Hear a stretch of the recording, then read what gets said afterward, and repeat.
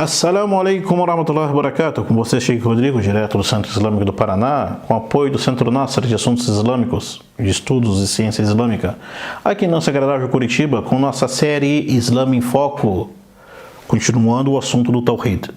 Porque nós vimos na aula passada a importância e o papel do Tawhid para o muçulmano e na vida do muçulmano. Que a prática do Islã está ligada com o entendimento, a compreensão do Tawhid. E que o Tawhid, o monoteísmo, a unicidade de Allah, é a porta de entrada para o Islã. É a porta de saída do Islã também. É como se fosse uma raiz. A raiz é o Tawhid. La ilaha illallah. As práticas são seus frutos. É consequência. Os estudiosos islâmicos, desde o primeiro, segundo século do Islã, leram, entenderam, viveram, vivenciaram, ensinaram, pregaram o Tawhid. Porém, eles classificaram o Tawhid, o monoteísmo islâmico, de uma forma pedagógica, podemos falar assim. De uma forma para facilitar o entendimento. Classificaram o Tawhid no seguinte, falaram que os primeiros sábios do Islã, em categorias, que disseram, olha, temos então o Tawhid, o monoteísmo na prática, que é o conhecimento e o reconhecimento, tá? Temos o Tawhid então na prática, o Tawhid na teoria, correto é dizer, primeira parte, Tawhid na teoria, monoteísmo na teoria, que é o conhecimento e o reconhecimento, que Allah é o Senhor, que Ele é o único que merece ser adorado, que Ele é perfeito, completo, criador, não tem sócio. E a segunda parte, o Tawhid na prática, palavras e ações. Um é o reconhecimento, e agora é a prática.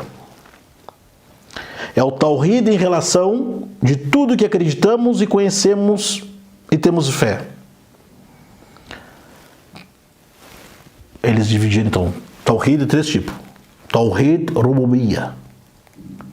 Tawhid Rububiyya é o monoteísmo, a unicidade do senhorio. Vou explicar.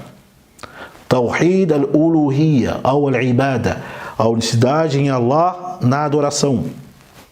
E o segundo, Tawhid dos seus nomes e atributos. Partido número 1, Tawhid Rububiyya. Tawhid, a unicidade do senhorio. É a crença, a fé, certeza, convicção na singularidade e exclusividade de Allah em relação às suas obras. Segundo, vamos repetir. Tawhid Rububiyya é o monoteísmo do senhorio, é a crença, a fé, a certeza, a convicção que Deus, que Allah é único, exclusivo e singular na criação, no poder, em sua vontade, em agraciar, dar vida e dar a morte. Allah é o Senhor, o Criador, o Mantenedor, o Todo-Poderoso. Basta, a pergunta é, basta isto, a pessoa reconhecer para ser considerada dentro do contexto islâmico, para ser considerada monoteísta? A pessoa fala, eu reconheço que Deus que só existe um Deus. Ela é monoteísta? Ainda não. Ainda não. Ela tem que conhecer e reconhecer e pôr em prática que Allah não tem parceiros. Que Deus não tem parceiro. Não tem sócio. Não tem ajudante. Não tem mãe. Não tem pai. Não tem filha, não tem filho. Deus é o primeiro, não veio nada antes dele. Deus é o último, não virá nada depois dele. Reconhecer que existe um Deus é Tawhid? Não. Tawhid puro, não. Está incompleto. Tem que conhecer e reconhecer que Allah não tem sócio e nem parceiro na criação, no poder e na adoração.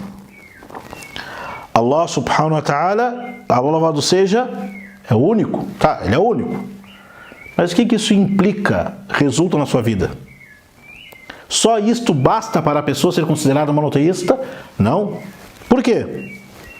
Os árabes pré-islâmicos, na época da revelação do Alcorão, reconheciam que existia um Deus. O Alcorão fala, cheio de versículos. Aqui o Alcorão, só pesquisar aqui, está no Alcorão. O Alcorão fala, وَلَئِنْ سَأَلْتَهُمْ, entre parênteses, ó Muhammad, se você questionar os idólatras, os mequenses, quem criou os céus e a terra? Dirão, Deus. E aí vem a pergunta, então por que invocam outros em vez dele?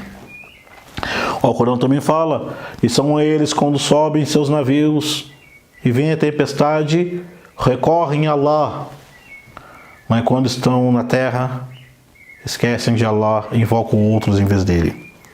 Só reconhecer que Allah é o único, que ele não tem parceiros e sócios e que ele é o Criador, isso não é o monoteísmo puro. Agora nós estamos sabendo a diferença entre o Tawhid de nós muçulmanos e o Tawhid de outras crenças. Sabe aquela expressão que você fala, as religiões monoteístas? Essa é a expressão utilizada, mas dentro da teologia, da crença, do usuluddin, dos fundamentos da crença islâmica, essa expressão não está certa. Porque o Tawhid, o monoteísmo no Islã, não é simplesmente conhecer e dizer que existe Deus. Quantas pessoas acreditam, dizem que existe Deus, mas acreditam também, falam e agem como se Deus tivesse parceiro ou sócio. Quando vão pedir algo para Deus, põe intermediário. Entendeu a diferença entre o Tawhid? Tawhid Rububiyyah é a crença que Allah é exclusivo, singular, único, o Criador, o Sustentador, o Todo-Poderoso, o Senhor do Universo. Se a pessoa falar isto e invocar outro, pede um profeta, ó profeta Jesus me proteja, ó profeta Muhammad me proteja, ela quebrou o significado do Tawhid. Portanto, dizer que Deus é único não é Tawhid completo. É o ponto de partida, mas não chegou no Tawhid ainda. Então, qual é o Tawhid completo? Vamos resumir essa aula? A crença em Allah se dá através do Tawhid. 3 tipos de Tawhid. Tawhid do senhorio, na adoração e dos nomes de Allah. O que é o Tawhid do senhorio? É a crença que somente Allah é o Criador. Somente Allah é o graciador. Allah sabe o oculto, passado, presente e invisível. Allah, Ele é o Senhor absoluto. Não tem outro Deus a não ser Ele. Agora, isto sozinho é o Tawhid? Não. Temos que completar. Já que eu acredito que não há outro Senhor a não ser Ele, que ninguém cria como Allah cria, não há outro Criador a não ser Allah, não há sustentador a não ser Allah.